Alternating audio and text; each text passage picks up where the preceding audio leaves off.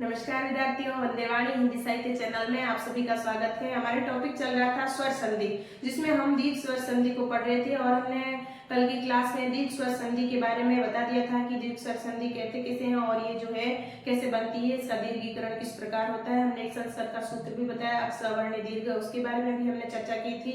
और हमने कल संधि के बारे में तो पढ़ लिया था उसके बारे में, लेकिन इसके जो उदाहरण थे वो हमारे रह गए थे। तो आज हम जो है दीर्घ स्वर संधि के जो उदाहरण है उनके बारे में चर्चा करेंगे। तो सबसे पहले हमने कहा था कि क्या दीर्घीकरण हो जाता है और ये तीन शब्दों वर्णों से बनता है, आ, ई और उ से। तो आ, ई और उ से कैसे बनते हैं ये देख लेते हैं कि अ प्लस अ आएगा तो भी आ होगा। और इसका उदाहरण है जैसे मत धन अनुसार। मत धन अनुसार के क्या बन गया, मतानुसार, यानी कि मत का जो है अ और इधर जो है अनुसार का अ, ये दोनों मिलके क्या बन गए, आ बन गए। तो क्या बन गया, मतानुसार। देवधन आलय, देवधन आलय में अ प्लस आ बराबर आ हो गया, यानी कि देवालय बन गया। विद्याधनार्थी, इसमें क्या हो गया, आ प्लस अ बराबर विद्यार्थी, ये विद्याधनार्थी तो विद्यार्थी बन गया। और विद्याधन आलय, इसमें भी आ प्लस आ है, तो इन दोनों को हमने आ प्लस आ को मिलाया तो भी आ बन गया बड़ा। तो हम क्या बना, इसको क्या बनाएंगे हम, विद्यालय। अब है अन्य उदाहरण इसके और समझ लेते हैं कि जैसे पर धन अधीन। तो पर धन अधीन में इसमें अ प्लस अ बराबर आ हो गया, यानी कि पराधीन। पराधीन का मतलब होता है विद्यार्थियों दूसरे के नियंत्रण में या दूसरों के अधीन। अब है परम धन अर्थ, परम धन अर्थ का क्या बन गया, परमार्थ। परमार्थ का मतलब होता है मोक्ष। और पर धन अर्थ इसका बन गया परार्थ। परार्थ का मतलब होता है दूसरों की भलाई करना या दूसरों पे उपकार करना या दूसरों की भलाई करना, जो भी है। अब स्वधन अर्थ, स्वधन अर्थ का मतलब होता है स्वार्थ। स्व यानी कि अपने खुद के लिए, स्वयं के लिए, अर्थ मतलब अपने लिए, स्वयं के लिए। तो स्वधन अर्थ का स्वार्थ हो गया और ये बन गया स्वयं के लिए। और सुधा धन आकर, आकर का मतलब होता है खान, तो सुधा धन आकर से बन गया सुधाकर। और कुश धन आसन, आसन, कुश का मतलब होता है घास, यानी कि घास का आसन, कुशा आसन मतलब घास का आसन। अब भय धन आनक, आनक का मतलब होता है विद्यार्थियों उत्पन्न करने वाला, यानी कि भय को उत्पन्न करने वाला होता है वह भयानक होता है। अब प्रेरणा धन आस्पद, प्रेरणा धन आस्पद का मतलब भी होता है कंपन करना या उत्पन्न करना, कंपन करना या उत्पन्न करना, यानी कि प्रेरणा को उत्पन्न करने वाला या प्रेरणा मतलब आस्पद का मतलब एक बार क्या है कि वरिष्ठ अध्यापक हिंदी में सवाल भी आया था कि प्रेरणा धन आस्पद होगा कि प्रेरणा धन अस्पद होगा, ऐसा करके एक सवाल आया था आपके कि प्रेरणा आस्पद, इसमें सही कौन सा है, सही संधि विच्छेद कौन सा है कि प्रेरणा धन आस्पद है कि प्रेरणा धन अस्पद है कि, ऐसा सवाल आपके आया था। तो यहाँ पे विद्यार्थियों प्रेरणा धन अस्पद नहीं है, प्रेरणा धन आस्पद है। और आस्पद का मतलब है कंपन करने वाला, उत्पन्न करने वाला, यानी कि प्रेरणा उत्पन्न करने वाला, यानी कि प्रेरणास्पद। अब है और उदाहरण आपके देख लेते हैं ई प्लस ई के। तो इसमें ई प्लस ई बड़ी होता है, जैसे कि यहाँ पे छोटी ई है और यहाँ पे भी छोटी है, यानी कि रवि धन इंद्र।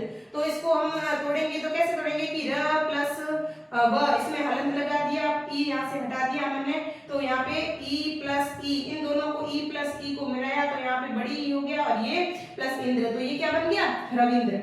इसी प्रकार हरीश, हरीश में भी क्या होता है, हरि धन ईश, मतलब ह प्लस र, यहाँ पे हलंत वाला, फिर ई प्लस बड़ी, ये दोनों मिलके क्या बन गई, बड़ी बन गई और ये हरीश बन गया।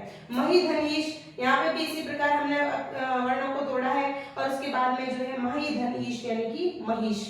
महिष, महिष का मतलब होता है राजा, यानी कि पृथ्वी का ईश, या पृथ्वी का ईश या धरती का ईश कौन होता है, राजा होता है। अब मही धन इंद्र, म प्लस ह, यहाँ पे भी हलंत है और बड़ी और इधर छोटी, ये दोनों मिलके भी क्या बन गया, बड़ी बन गया।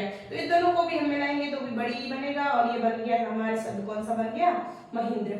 अब है ऊ की संधि, ऊ की संधि में क्या होता है, ऊ प्लस ऊ मिलके भी बड़ा ऊ बनेगा और छोटा ऊ प्लस बड़ा ऊ मिलके भी बड़ा ऊ बनेगा और बड़ा ऊ प्लस छोटा ऊ बन के भी मिलके भी क्या बनेगा, बड़ा ऊ, और बड़ा ऊ प्लस बड़ा ऊ मिलके भी बड़ा ऊ बनेगा। अब इसके उदाहरण देख लेते हैं। सबसे पहले छोटा ऊ प्लस छोटा ऊ, यानी कि लघु धन उत्तर, तो क्या बन गया, लघुतर।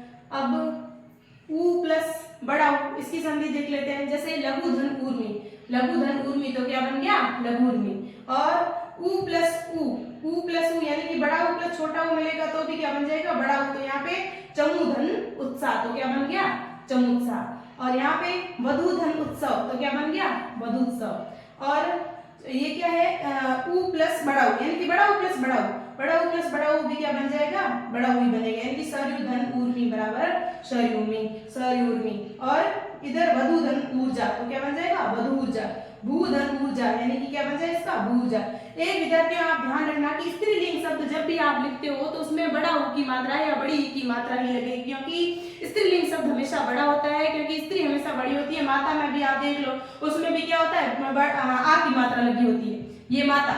अब पत्नी में भी देख लो आप, पत्नी में भी क्या लगती है, बड़ी ई की मात्रा। स्त्री में भी क्या लगती है, बड़ी ई की मात्रा। माता हमेशा बड़ी होती है और पिता में क्या लगता है, छोटी की मात्रा, तो पिता छोटी मात्रा, यानी कि स्त्री शब्द हमेशा, स्त्रीलिंग शब्द हमेशा ही बड़ा होगा, स्त्री हमेशा ही बड़ी होगी, क्योंकि वो माता भी होती है, पत्नी भी होती है, इसलिए स्त्री हमेशा बड़ी होती है। ये आपको ध्यान रखना है। और स्त्रीलिंग शब्द में कभी भी आप छोटी ही, छोटा ऊ की मात्रा नहीं लगाएंगे, क्योंकि उसमें हमेशा बड़ी मात्रा ही लगेगी। अब देखो भू धन ऊर्जा में भी क्या बन गया, भूर्जा। इस प्रकार विद्यार्थियों हमने दीर्घ स्वर संधि के उदाहरण हमने तीनों ले लिए हैं। कल की क्लास में हम गुण स्वर संधि के बारे में पढ़ेंगे। धन्यवाद।